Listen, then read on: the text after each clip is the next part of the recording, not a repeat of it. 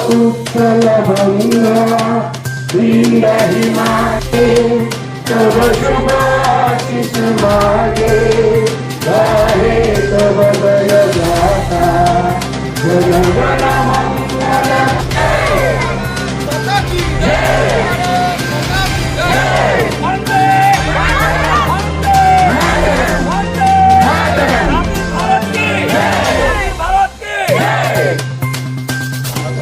दिनै भारत उदांस्रि जानायनि 45 बोसोर बारलांबाय बे समावहाय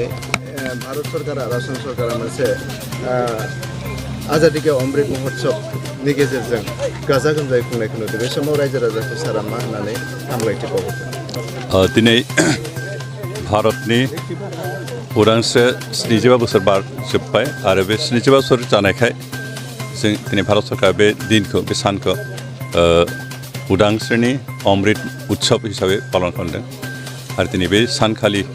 आं दुलाराय भारतनि साफ्रोमबो नोगोरारि साफ्रोमबो दैदेनगिरिनो आंनि गाहाम हामलायनायखौ बावदों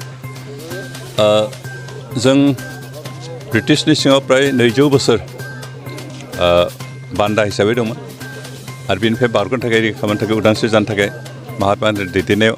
अहिंसा आरो गणतान्त्रिक राहाजों सोमावसारनानै जों उदांस्रि मोनबाय 1947 मायथाइनि 15 आगस्ट खालि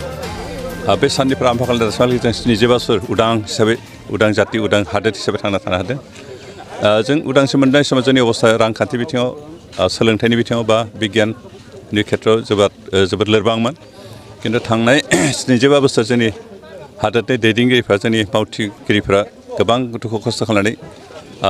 जोंनि बे देशखौ दावगाहोबाय जोंनि हादोरखौ दावगाहोबाय आरो आथिखालाव जों गुबुन गुबुन बुहुमनि जौगासा हादोरफोरजों समानै आगान सुरफानो हानाय बेबायदि मोनसे अबस्था मोनबाय जों दिनै बिगियाननि खेथ्रआवनो बुं बा सोलोंथाइनि बिथिङावनो रांखान्थिनि बिथिङावनो